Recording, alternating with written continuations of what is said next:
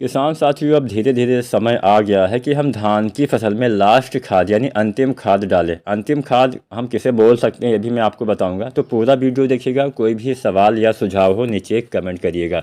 किसान साथियों, धान की फसल में क्या आपकी बालियां निकल आई हैं? अगर नहीं निकली हैं तो आप बताइए, निकल आई हैं तो भी बताइए, या फिर फ्लावरिंग की अवस्था है या दाने भरने वाली अवस्था है, मतलब आपके फसल अभी कितने दिन की हो गई है, कितनी अवस्था चल रही है, ये हमें अगर आप नीचे कमेंट के माध्यम से बताते हैं तो आने वाले समय में हम उसी हिसाब से वीडियो बनाएंगे। फिलहाल आज हम लास्ट यानी अंतिम खाद के बारे में आपको बताएंगे।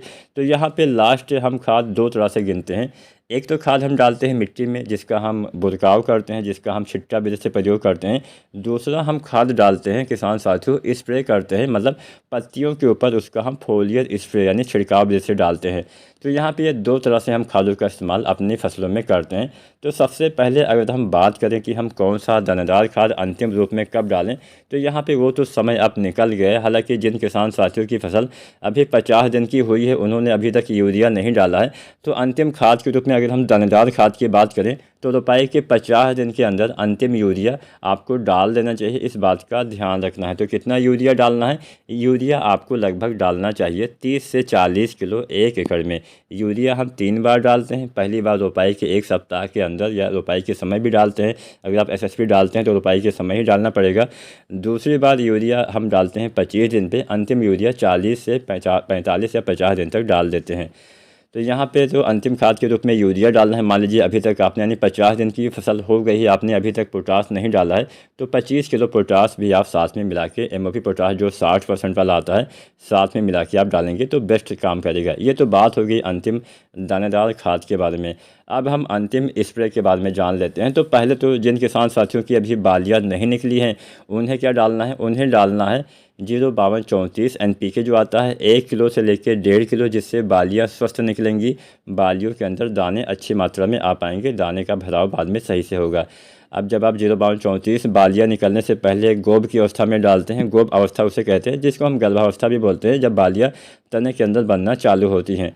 तो 05234 के साथ में आपको डालना है बोरोन जो आता है 20% वाला, लगभग आपको 100 या 125 ग्राम, साथ में 1 से 1.5 किलो 05234। धान में बालियाँ निकलने से पहले आपको इसका छिड़काव कर देना है, जिससे अच्छा होता है। बोरोन डालने से पोलिनेशन यानी परागण सही से होगा, जिससे जब हमारी फ्लावरिंग आती है तो दाने का भराव सही से हो पाएगा। अब धान की फसल में किसान साथियों, जब हम 05234 डालते हैं, मतलब जब हमारी फसल गोब अवस्था में आती है, उस समय कुछ बीमारियों का अटैक भी होना चालू हो जाता है। सीट ब्लाइट का अटैक इस समय हो सकता है, या फिर BLB का अटैक हो सकता है।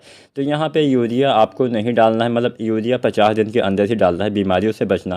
तो यूरिया 50 दिन के अंदर डालिए। और जब धान की बालियाँ निकल आएँ बाहर, तो पानी आपको कम कर देना होता है, नमी बना के रखिए। इसके साथ साथ जब बालियाँ निकलना चालू होती हैं तब पानी भर के रखते हैं, तो बालियाँ अच्छी तरह से निकल आती है। उसके बाद में जब दाने पूरा बाहर आ जाते हैं, बालियाँ पूरी बाहर आ जाती है, तो आप पानी निकाल सकते हैं। तो यहाँ पे ये तो कुछ बातें होगी जिसका ध्यान देना होता है। 05234 और बोरोन गोब की अवस्था में डालना है। और अंतिम जिसको आप बोल सकते हैं वो होता है 0050 NPK। 0050 में 50% पोटेशियम, 17.5% सल्फर पाया जाता है। इसका इस्तेमाल धान में बालियाँ निकलने के बाद अगर आप अंतिम उर्वरक के रूप में करते हैं तो बेस्ट फ़ायदा मिलता है। इसके इस्तेमाल से फ़ायदा ये मिलता है कि अभी तक जो बालियाँ बनी हैं उसके अंदर चावल अच्छे से बन पाता है, यानी दाने का भराव कराने में 0050 बहुत ही अहम योगदान करता है। ये काम क्या करता है? अभी तक आपके पौधे में जितना भी भोजन बना हुआ होता है वो सीधा सीधा बालियों तक भेज देता है। कुछ भोजन पौधे में स्टोर भी होता है, यानी पौधे के अंदर सुरक्षित रहता है, उस भोजन को भी बालियों तक भेजने का काम करता है, जिससे बालियों के अंदर चावल का निर्माण सही से होता है, चमक आती है, वजन बढ़ता है और उत्पादन अच्छा मिलता है। तो अंतिम आप बोल सकते हैं 0050 बालियाँ आने के बाद आपको डालना होता है, और बालियाँ निकलने के बाद आपको डालना होता है दाने भरते समय। इसके बाद में हमें कुछ नहीं डालना है। जब हमारी फसल थोड़ा सा सुनहरी रंग की होने लगी धान के दाने, तब पानी आपको उसके बाद नहीं लगाना चाहिए।